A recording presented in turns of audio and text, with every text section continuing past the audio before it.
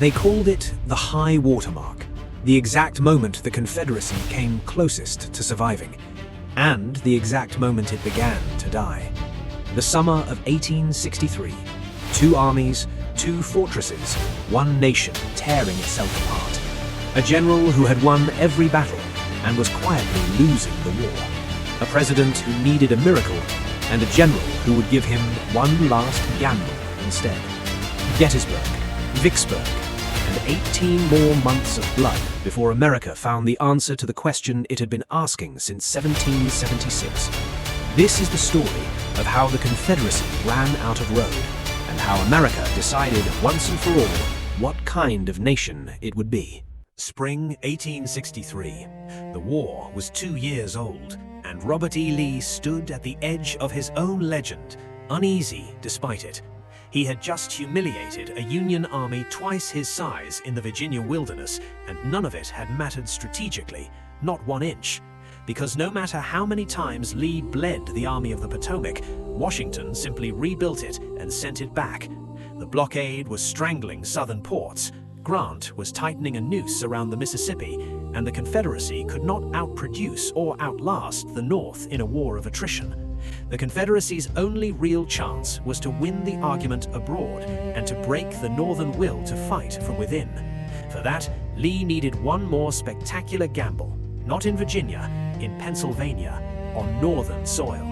But behind the victories lay a country running out of everything: food, horses, manpower, patience.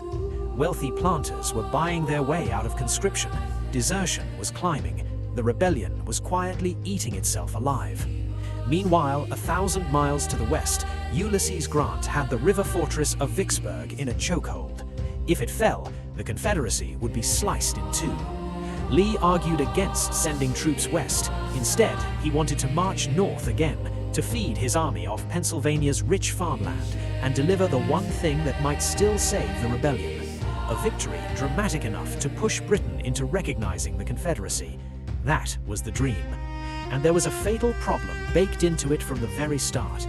At Chancellorsville, a Confederate volley fired in darkness by men who couldn't see their target had killed Stonewall Jackson, Lee's most irreplaceable lieutenant. Jackson's old corps was divided between two untested commanders, Richard Ewell and A.P. Hill. Neither could read between the lines of Lee's characteristically vague, gentlemanly orders the way Jackson always had. That communication gap between what Lee intended and what his commanders understood would matter more than anyone realized. It was already loaded into the gun. The campaign opened not with infantry, but with cavalry, and a dawn surprise that shook Confederate confidence to its foundations. Union horsemen had surprised J.E.B. Stuart's camp in the largest cavalry engagement of the entire war. Confederate riders held the field, but something irreversible had shifted. For the first time in the war, Federal cavalry had matched Confederate riders, blow for blow. Stuart was humiliated, and that humiliation would shape his decisions for weeks to come. While Stuart nursed his pride, Lee's infantry slipped quietly into the Shenandoah Valley, crossed into Maryland, and pushed north into Pennsylvania, paying for supplies with worthless Confederate paper. In Washington, the Union commander Joseph Hooker followed cautiously, until a public argument with his superiors over reinforcements ended his command. Lincoln needed a new general, fast. Lincoln handed command of the Army of the Potomac to George Meade, a man his own soldiers called Old Snapping Turtle. He had exactly 3 days before the two armies found each other. Meanwhile, Stuart made a choice that would haunt the Confederacy for the rest of the campaign. Given loose orders to guard Lee's flank, he instead rode off on a looping raid around the entire Union army. The raid worked tactically, but it cost Lee something far more valuable than any captured supply wagon: his eyes. For the critical week before the battle, Lee had almost no idea where the Union army was. July 1st, 1833. It began almost by accident. Confederate infantry marched toward the crossroads town of Gettysburg, looking for shoes, not a fight.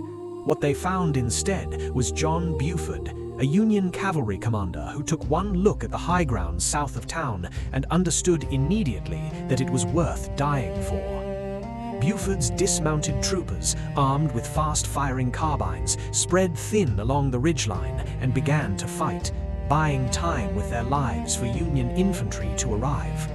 Union infantry arrived, and their commander, General John Reynolds, rode to the front to direct the defense personally. Seconds later, a Confederate bullet found him. He was dead before he hit the ground. The fighting raged through the morning and into the afternoon. Confederate numbers were simply too great. By mid-afternoon, the Union line broke, and Federal soldiers fled back through the streets of Gettysburg in desperate retreat. But they retreated south, exactly where Buford had wanted them, to the high ground, Cemetery Hill, Culp's Hill, a natural defensive position that would define the next 2 days. Lee arrived on the battlefield mid-afternoon. He could see the Union soldiers still filing on to that high ground. He sent an order to Richard Ewell, "Take Cemetery Hill, if practicable." 2 words, if practicable. Stonewall Jackson would have taken that hill before the order finished being read. Richard Ewell stared at his exhausted men and the steep slopes ahead and decided it wasn't. That hesitation, those 2 words, if practicable, let the Union Army dig into some of the finest defensive terrain of the entire war. The first day of Gettysburg was over, and already the Confederacy had lost something it could never get back. Day 2, July 2nd. Through the night, both armies had grown. Meade's engineers had mapped a defensive line that read like a gift from the landscape itself, a fishhook running from Culp's Hill down Cemetery Ridge to a rocky hill called Little Round Top. It should have been nearly unbreakable. Then Daniel Sickles got involved. Sickles was furious at being passed over for Army command. Without orders, without even telling Meade, he marched his entire corps forward into a peach orchard nearly a mile in front of the Union line, leaving a gaping hole in the formation. Confederate General James Longstreet's assault tore into that exposed salient like a blade finding a seam in armor. The peach orchard, the wheat field, the Valley of Death. The names tell the story. And at the very southern tip of the entire Union line, on the undefended rocky slopes of Little Round Top, a young colonel from Maine found himself standing between the Confederate Army and the back door of the entire Union position. The 20th Maine Regiment, perhaps 500 men, ordered to hold the end of the Union line at all costs. No reinforcements were coming, no orders were coming. It was them and the rocks and the hill. Wave after wave of Confederate attackers came up that slope. Each time the Maine men threw them back, until finally they ran out of ammunition entirely. Chamberlain gave the only order left available to him: fix bayonets, charge downhill, into the men who were about to overrun them. It worked. Little Round Top held. The Union flank held. As darkness fell over Gettysburg on July 2nd, both flanks had bent, neither had broken. Tomorrow, Lee would try the center. The night of July 2nd. Lee sat alone with his maps and his calculations. He had hit both flanks, both had held. He was convinced the Union center must be weakened, stripped to reinforce the flanks. Longstreet argued against it, pleaded against it. He had seen the ground. He knew what waited across that open field. Lee listened and overruled him. The plan was this: approximately 13,000 men, organized under the command of General George Pickett and others, would march 3/4 of a mile across open ground and break the Union center by sheer force of will. First, Confederate artillery would pulverize the Union center. 170 guns opened fire at 1 o'clock in the afternoon. It was the largest artillery bombardment ever heard on the North American continent. For 2 hours, the earth shook, but most of the Confederate shells overshot their targets entirely, landing harmlessly behind the Union lines. The men behind that stone wall were shaken, but alive. Then the guns fell silent, and from the tree line on Seminary Ridge, 13,000 Confederate soldiers stepped into the open and began to walk. Union artillery opened immediately. The first shells tore gaps in the Confederate ranks that closed almost instantly as the men behind them stepped forward to fill them. Still they walked. As they came closer, Union infantry joined in. Rifle fire from the stone wall cut into the Confederate ranks like a scythe. Men fell by the hundreds. Still they walked. A small cluster of Confederate soldiers, perhaps 300 men, reached the stone wall. They crossed it. It was the closest the Confederate army would ever come to winning. History would call it the high watermark of the Confederacy. None of the men who crossed that wall made it back. The charge collapsed.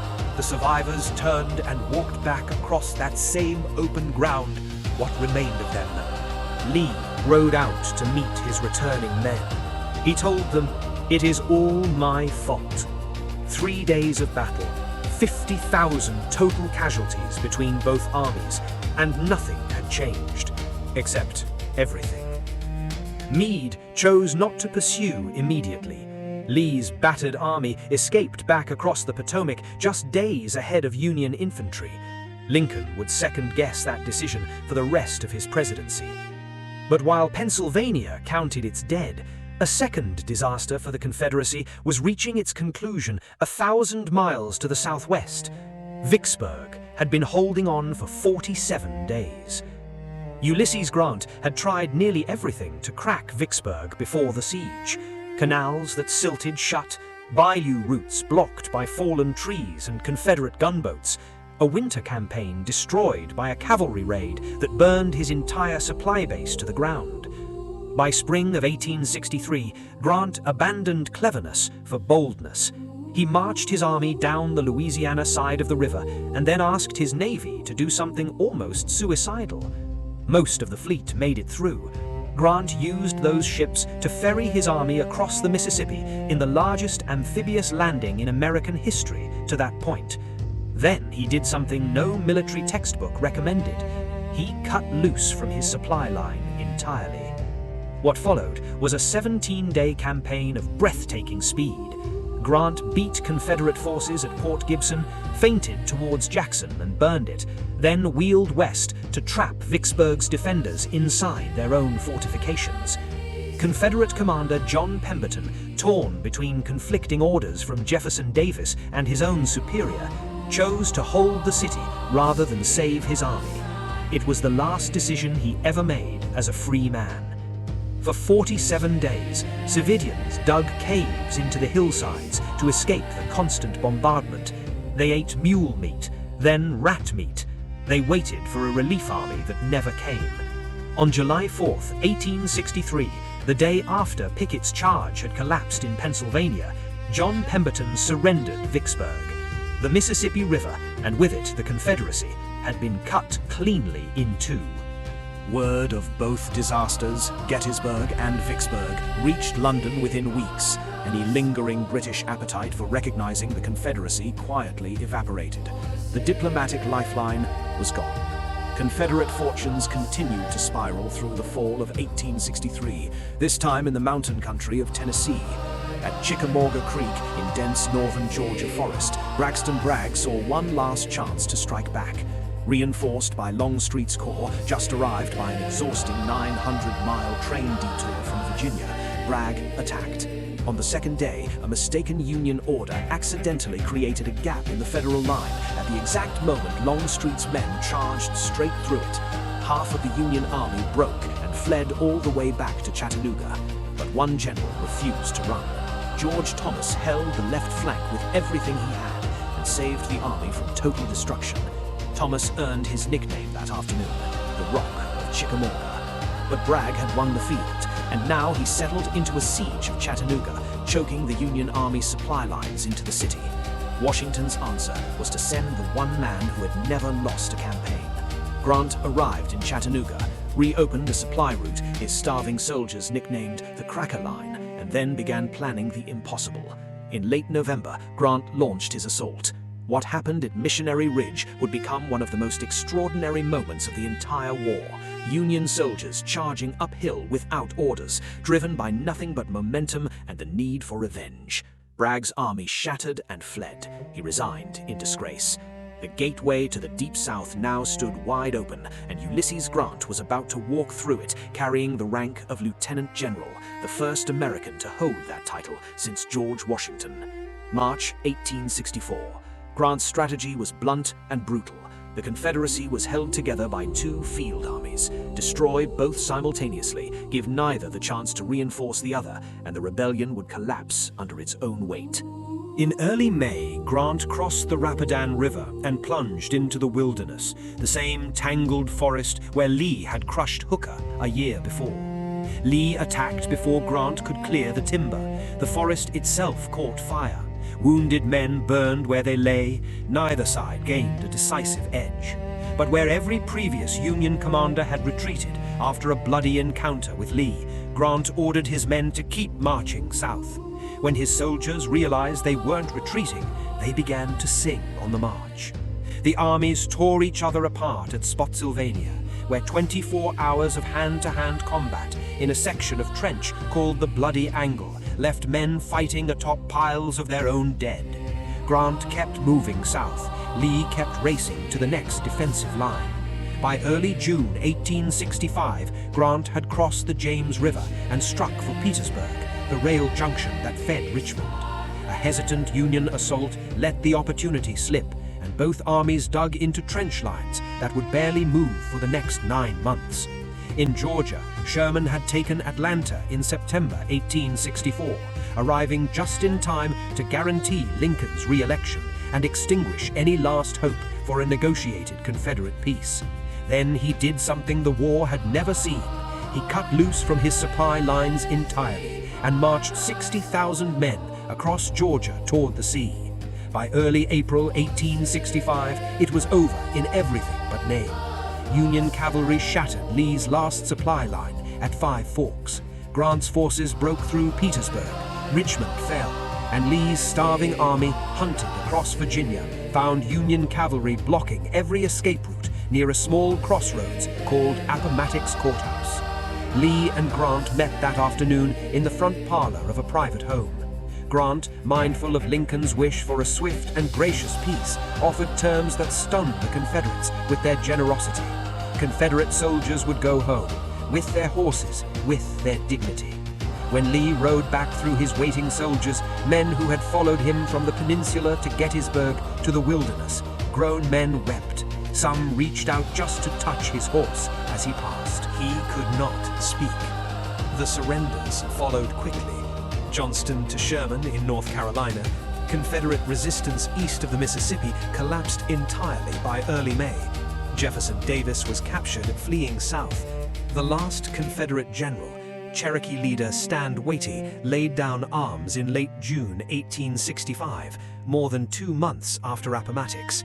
5 days after Appomattox, Abraham Lincoln was shot in a Washington theater by John Wilkes Booth and died the next morning. He never saw the peace he had spent 4 years and 600,000 lives fighting for. By the time the guns fell silent, more than 600,000 soldiers were dead, roughly 2% of the entire American population, a proportional toll greater than any war the nation would ever fight again. The South had lost nearly 1/5 of its pre-war population, its economy in ruins, its labor system abolished, its political dominance over the nation gone for generations. The war had been fought at its root to defend the institution of slavery, a cause its architects would spend the following decades trying to obscure behind romanticized myth. 2 years earlier, at Gettysburg, Lee had gambled everything on a single decisive strike. He lost that gamble on a ridge in Pennsylvania and lost it again in a fortress city on the Mississippi the very same weekend.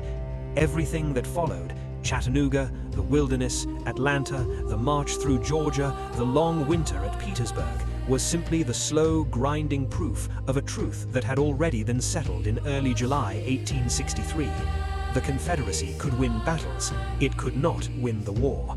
It would take 21 more brutal months to make that truth undeniable. But from Gettysburg onward, the only real question left was how much more blood the South was willing to spend before admitting it, before admitting what the nation had always known, that no man was born to be the property of another.